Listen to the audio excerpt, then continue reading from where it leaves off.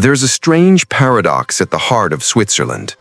A nation so small it could disappear inside many US states, yet so stable that global powers trust it with their money, their secrets, and sometimes their peace.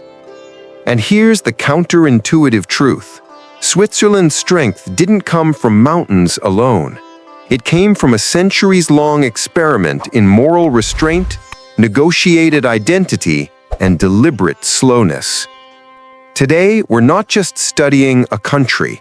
We're stepping into a quiet superpower, built not through conquest, but through cohesion. Welcome to Nations and Notions, where we explore how history shapes national psychology, institutional resilience, and the hidden architecture of modern power. Today, we turn to Switzerland, a landlocked mountain confederation that somehow became a global financial hub, a diplomatic safe haven, and one of the most stable political systems on Earth. We're going to journey through its improbable origins, its moral dilemmas in times of war, its evolving institutions, and the deeper question of how a small nation forged such institutional integrity, legitimacy, and societal cohesion that it now shapes world affairs quietly, almost invisibly. This isn't just a history lesson. It's a meditation on identity, restraint, and the psychology of a nation that chose negotiated survival over imperial ambition. So, let's begin. A confederation made of fragile pacts. We often imagine Switzerland as timeless, an eternal postcard of snow peaks and wooden chalets. But its beginnings were far more fragile, more improvised, and more psychologically revealing. The First Pact, 1291. We travel back to the late 13th century. Europe is fracturing under ambitious kings and feuding dukes. And in the shadow of the Alps, three small rural communities, Uri, Schwyz, and Unterwalden, sign a simple pact. We will defend each other. We will govern ourselves, and we will survive by standing together. It wasn't a nation yet.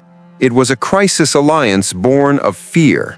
Fear of external domination, fear of losing local autonomy, fear of being swallowed by empires larger than anything they could resist alone. And in that fear, a collective mindset began forming.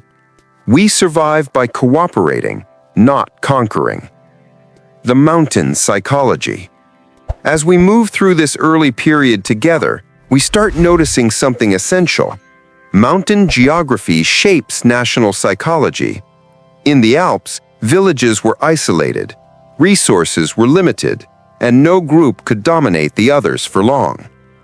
Consensus wasn't an ideal, it was a survival mechanism. This is where Switzerland's long-term societal cohesion takes root. If you cannot overpower your neighbor, you must negotiate with them. And this mindset still echoes through Swiss politics today. The early Swiss weren't pacifists, they were fierce fighters, so feared that Renaissance kings hired them as elite mercenaries. Their discipline was legendary. But even then, the psychology was consistent. Fight for pay if you must, but don't fight each other. The real enemy of cohesion was internal division. From battlefield trauma to political wisdom. If Act 1 was about fragile beginnings, Act 2 is about transformation, how trauma reshaped a nation's institutions and values. The turning point, the Reformation, splits the Confederation. By the 1500s, Switzerland is no longer a rural pact. It's a growing confederation of cantons with real political influence. Then comes the Reformation. Some cantons turn Protestant, others remain Catholic. Religious wars erupt. The Confederation tears itself apart. For a moment, Switzerland almost dies. But this crisis becomes the foundation of its future stability. A new kind of legitimacy. When the smoke clears, the Swiss do something rare in European history. They agreed to disagree, formally. Each canton can keep its religion, each community can maintain its identity, and the Confederation stops trying to impose uniformity. This may sound simple, but it's one of the most important innovations in political psychology. Legitimacy comes not from sameness, but from autonomy. This idea will later inform Swiss federalism, direct democracy, neutrality, and even their famed banking privacy. Switzerland became neutral long before modern wars demanded it. Neutrality began as a psychological shield. We cannot survive the ambitions of larger empires, so we will be useful to all, threatening to none. The architecture of stability. While Europe built towering palaces and imperial capitals, the Swiss built something else: meeting halls, federal councils, community assemblies. Their architecture was institutional, not monumental. This is another counterintuitive insight. Switzerland's greatest construction project was its political system: layered, slow-moving, consensus-driven, and nearly impossible to hijack. And when the modern age arrived with revolutions and nationalism, the Swiss simply absorbed the shocks. Their geography gave them mountains. Their psychology gave them balance. When slowness became a superpower. Now we enter the 19th and 20th centuries, the era when Switzerland becomes globally relevant. Industrialization without empire. While European giants scramble for colonies, the Swiss take a very different path.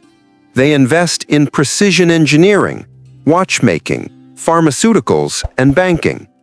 How does a small, resource-poor nation become a financial giant?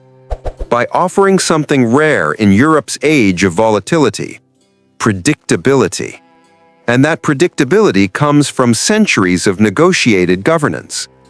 Banks as institutions of trust. Swiss banks didn't grow powerful because they were wealthy.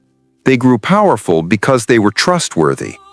In a world full of collapsing empires, coups, and revolutions, Switzerland offered political neutrality, legal stability, institutional integrity, and cultural discretion.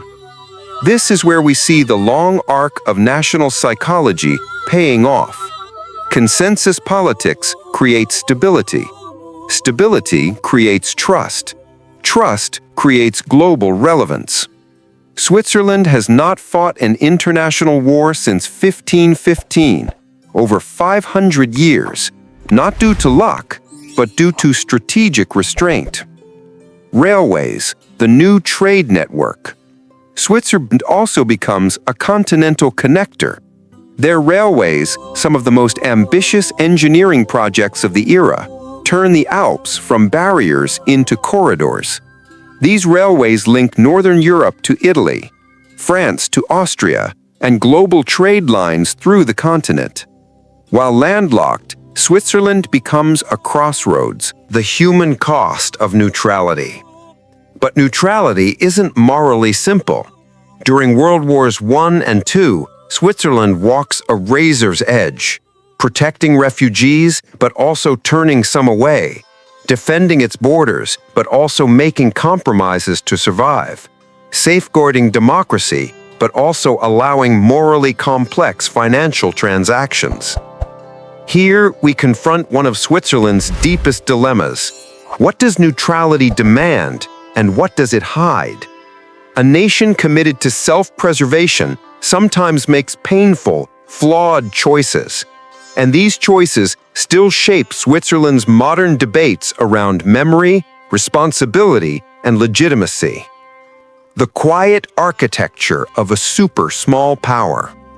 We now arrive in the modern era, where Switzerland becomes something truly unusual.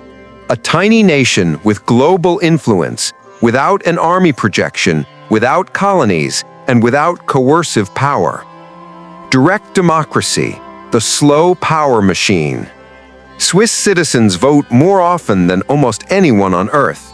Every major decision, from taxes to healthcare to to international treaties can be put to referendum. This slow, deliberate system looks inefficient from the outside, but here's the surprising insight.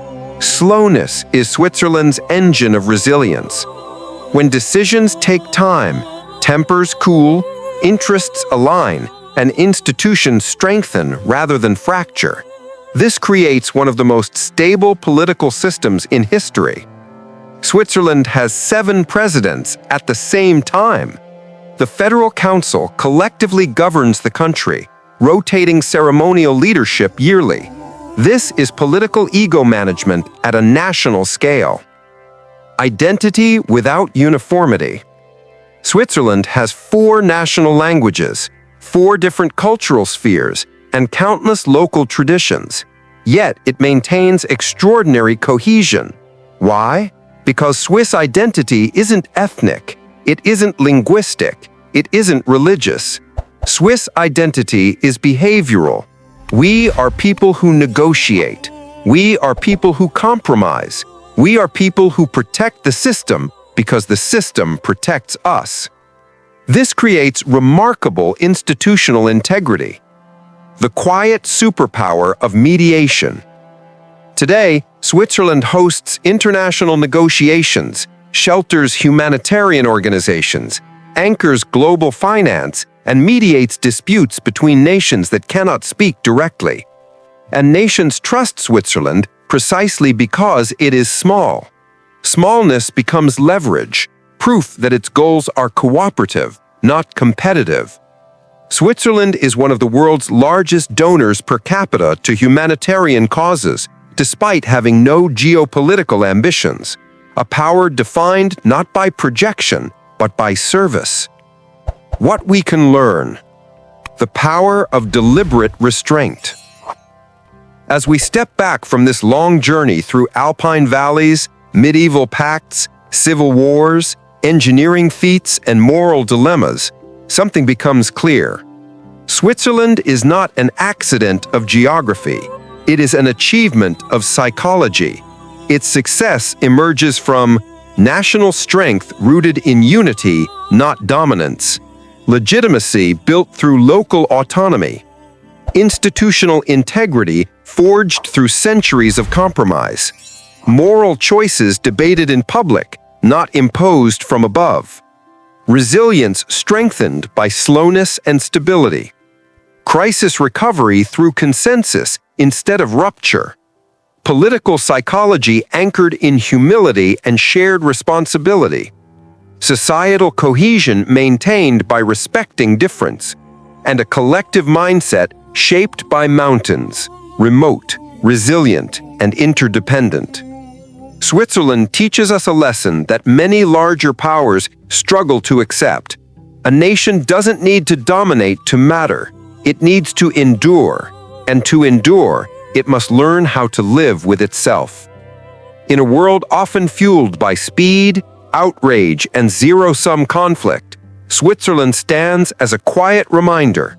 Sometimes, the strongest choice a nation can make is restraint. Thank you for traveling with us. If this journey gave you something to reflect on, we'd love to hear your thoughts below. And as always, stay curious, stay thoughtful, and we'll see you in the next exploration.